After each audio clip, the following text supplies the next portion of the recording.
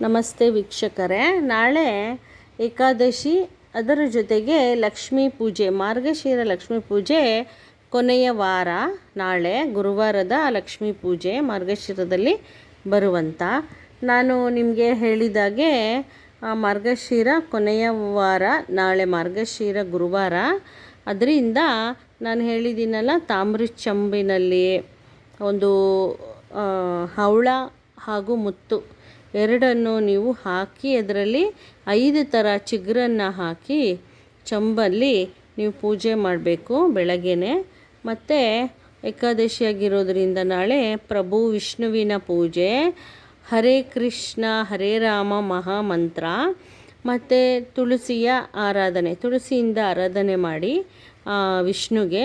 ನಾಳೆ ಲಕ್ಷ್ಮಿ ಹಾಗೂ ವಿಷ್ಣು ಸಮೇತ ಪೂಜೆ ಮಾಡೋದ್ರಿಂದ ನಿಮಗೆ ಸಾಕಷ್ಟು ನಿಮಗೆ ಒಂದು ತೊಂದರೆಗಳಿಂದ ಹೊರಬರ್ತೀರಾ. ಮತ್ತು ಆರೋಗ್ಯ ಸಮಸ್ಯೆ ಎಲ್ಲ ದೂರ ಆಗತ್ತೆ. ನೀವು ಏನೇ ಹಿಂದೆ ಕರ್ಮ ಇರ್ಬೋದು, ಈಗಿನ ಕರ್ಮ ಇರ್ಬೋದು, ಎಲ್ಲ ಹೊರಟೋಗತ್ತೆ. ನೀವೆಂಥ ಕರ್ಮ ಮಾಡಿದರೂ ಅದೆಲ್ಲ ಡಿಲೀಟ್ ಆಗುವಂಥ ದಿನ ನಾಳೆ ಏಕಾದಶಿ ಹಾಗೂ ಲಕ್ಷ್ಮೀ ಪೂಜೆ. ಆಮೇಲೆ ನಿಮಗೆ ನಾಳೆ ಲಕ್ಷ್ಮೀ ಕಟಾಕ್ಷ ಕೂಡ ತುಂಬ ಯಥೇಚ್ಛವಾಗಿರುತ್ತೆ. ನಾಳೆ ಲಕ್ಷ್ಮಿಯ ಅಷ್ಟೋತ್ತರ, ಆ ಲಕ್ಷ್ಮಿಯ ನಾಮಾವಳಿ, ವಿಷ್ಣುವಿನ ಅಷ್ಟೋತ್ತರ, ವಿಷ್ಣುವಿನ ನಾಮಾವಳಿ ಹಾಗೂ ಹರೇ ಕೃಷ್ಣ ಹರೇ ರಾಮ ಮಹಾಮಂತ್ರ. ನೋಡಿ, ಇದನ್ನೆಲ್ಲ ನೀವು ಗಮನ ಇಟ್ಕೊಂಡು ಇದೆಲ್ಲ ಪ್ರತಿ ಏಕಾದಶಿ ದಿನ ಮಾಡಿದ್ರೆ ನೋಡಿ, ಈಗ ಸಪೋಸ್ ಒಂದು ಹುಷಾರಿಲ್ಲ ಅಂದರೆ ಬೆಡ್ ರಿಡನ್ ಆಗ್ತಾರೆ ಕೆಲವರು. ಮತ್ತು ನರದ ಸಮಸ್ಯೆ ಇದ್ದರೆ ಅದು ಎಂಥ ಒಂದು ತೊಂದರೆ ಅಂದರೆ, ನರದ ಸಮಸ್ಯೆ ಯಾರಿಗೂ ಬರೋದು ಬೇಡ, ಯಾವ ಕಾಯಿಲೆ ಯಾರಿಗೂ ಬರೋದು ಬೇಡ. ಅಂದರೆ ನಾವು ಏನು ಮಾಡಬೇಕು ಅಂದರೆ, ನಮಗೇನು ಕಾಯಿಲೆನೂ ಬರಬಾರ್ದು, ಏನು ಕಷ್ಟನೂ ಬರಬಾರ್ದು, ಹಣದ ಸಮಸ್ಯೆ ಬರಬಾರ್ದು, ಆರೋಗ್ಯದ ಸಮಸ್ಯೆ ಬರಬಾರ್ದು, ಮಕ್ಕಳು ಚೆನ್ನಾಗಿ ಓದಬೇಕು, ಮಕ್ಕಳು ಹೇಳಿದ ಮಾತು ಕೇಳಬೇಕು ಅಂತ ಹೇಳಿದ್ರೆ ನೀವು ಒಂದು ಕೆಲಸ ಮಾಡಬೇಕು. ಪ್ರತಿ ಏಕಾದಶಿಗೆ ನೀವು ಸಂಕಲ್ಪವಾಗಿ ಪ್ರಭು ವಿಷ್ಣುವಿನ ಆರಾಧನೆ ಮಾಡಿ, ಬೆಳಗ್ಗೆನೇ ಬೇಗ ಎದ್ದು ಪೂಜೆ ಮಾಡಿ, ವಿಷ್ಣು ಸಹಸ್ರನಾಮ ಹೇಳಿ, ಅಥವಾ ನಿಮ್ಗೆ ಹೇಳೋಕ್ಕಾಗೋದಿಲ್ಲ ಅಂದರೆ ವಿಷ್ಣು ಸಹಸ್ರನಾಮ ರಿಸೆಕ್ಟ್ ಮಾಡಿಕೊಂಡು ಕೇಳ್ಬೋದು ನೀವು. ಮತ್ತು ಹರೇ ಕೃಷ್ಣ ಹರೇ ರಾಮ ಮಹಾಮಂತ್ರವನ್ನು ನೀವು ಒಂದು ತುಳಸಿ ಮಾಲೆ ತಗೊಂಡು 108 ಬಾರಿ ಪಠನೆ ಮಾಡಿ. ಮತ್ತು ಇನ್ನೊಂದು ವಿಶೇಷವಾಗಿ ನಾಳೆ ಏನಂದರೆ, ನಾಳೆ ಗುರುವಾರ ಮಾರ್ಗಶಿರ ಮಾಸ ಏಕಾದಶಿ ಹಾಗೂ ಕೊನೆಯ ಲಕ್ಷ್ಮಿಯ ಪೂಜೆ. ನಾಳೆ ಗುರುವಾರದ ಲಕ್ಷ್ಮೀ ಪೂಜೆ ತಾಮ್ರದ ಚಂಬಲ್ಲಿ ಮಾಡೋವಂಥದ್ದು. ಇದನ್ನು ನಾಳೆ ಮಾಡಿಕೊಂಡು ನೀವು ನಾಳೆ ಹತ್ತಿ ಮರಕ್ಕೆ ಹೋಗಿ ಪ್ರದಕ್ಷಿಣೆ, ನಮಸ್ಕಾರ, ಪರಿಕ್ರಮ ಇಷ್ಟು ಮಾಡಬೇಕು. ನೀವು ಹತ್ತಿ ಮರಕ್ಕೆ ನೀರು ಹಾಕಿ, ಆಮೇಲೆ ಹಾಲು ಹಾಕಿ, ಅದ ನಂತರ ನೀವು ತುಪ್ಪದ ಬತ್ತಿ, ಒಂದು ದೀಪದಲ್ಲಿ ತುಪ್ಪ ಹಾಕ್ಕೊಂಡದ್ರ ತುಂಬ ಒಂದು ಬತ್ತಿ ಹಚ್ಚಿಬಿಟ್ಟು ಪರಿಕ್ರಮ ಮಾಡಿ. ಅಂದರೆ ಮರನ ಸುತ್ತಾಕಿ 9 ಸಲ.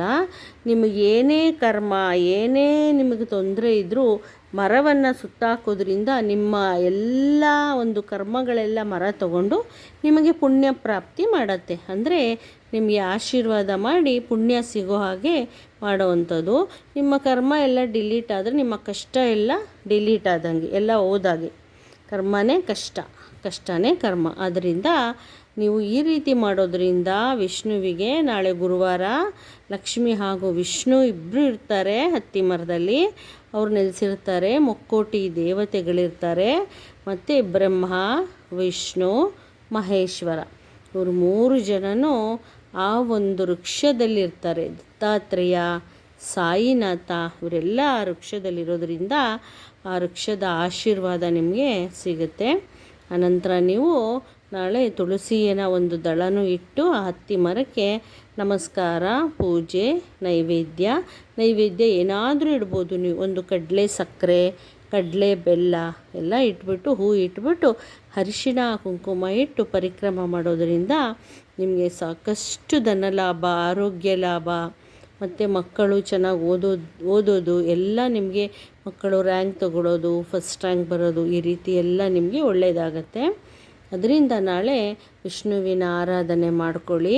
ನಾಳೆ ಮತ್ತು ನೀವು ವಿಷ್ಣುವಿನ ವಿಗ್ರಹ, ಕೃಷ್ಣನ ಬಾಲಗೋಪಾಲ ಅಂದರೆ ಲಡ್ಡು ಗೋಪಾಲನ ವಿಗ್ರಹ ಇದ್ದರೆ ಅದಕ್ಕೆ ನೀವು ಪಂಚಾಮೃತ ಅಭಿಷೇಕ ಮಾಡಿ ಸಾಧ್ಯವಾದರೆ, ಇಲ್ಲ ಅಂದರೆ ಬರೀ ಹಾಲು ಹಾಕಿ ಅಭಿಷೇಕ ಮಾಡಿ ಅದಕ್ಕೆ ಗಂಧ ತಿಲಕ ಎಲ್ಲ ಇಟ್ಟು ಪೂಜೆ ಆರಾಧನೆ ಮಾಡಿ. ನಾಳೆ ಏಕಾದಶಿ, ಅದರಲ್ಲೂ ಗುರುವಾರ ಬಂದಿದೆ.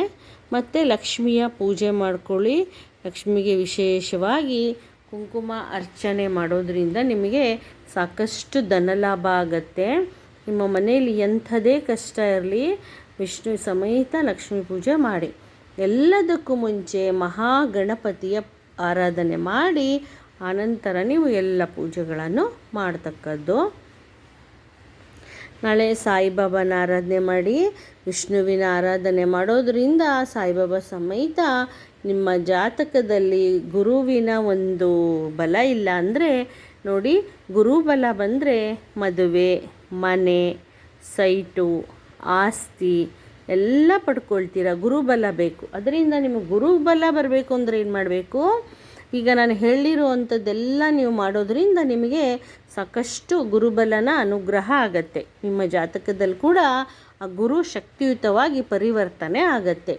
ಮತ್ತು ನಾಳೆ ನೀವು ಅರಿಶಿನ ಬಕೀಟ್ಗೆ ಸ್ನಾನದ ನೀರಿಗೆ ಹಾಕ್ಕೊಂಡು ಸ್ನಾನ ಮಾಡೋದ್ರಿಂದ ಕೂಡ ನಿಮಗೆ ಗುರುಬಲ ಬರುತ್ತೆ.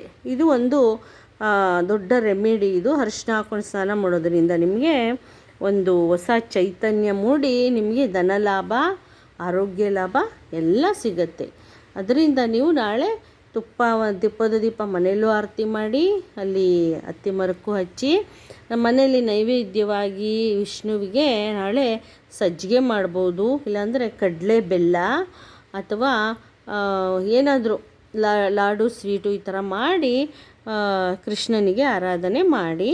ಮತ್ತು ಮಂತ್ರ ಹರೇ ಕೃಷ್ಣ ಕೃಷ್ಣ ಕೃಷ್ಣ ಹರೇ ಹರೇ, ಹರೇ ರಾಮ ರಾಮ ರಾಮ ಹರೇ ಹರೇ ಅಂತ ಈ ಮಂತ್ರನ ಸತತವಾಗಿ ಪ್ರತಿನಿತ್ಯ ಜಪ ಮಾಡಿ. ಏಕಾದಶಿ ದಿನವೂ ಮಾಡಿ. ನಾಳೆ ಲಕ್ಷ್ಮೀ ಪ್ರಿಯ ಆಗತ್ತೆ, ವಿಷ್ಣು ಪ್ರಿಯ ಆಗತ್ತೆ.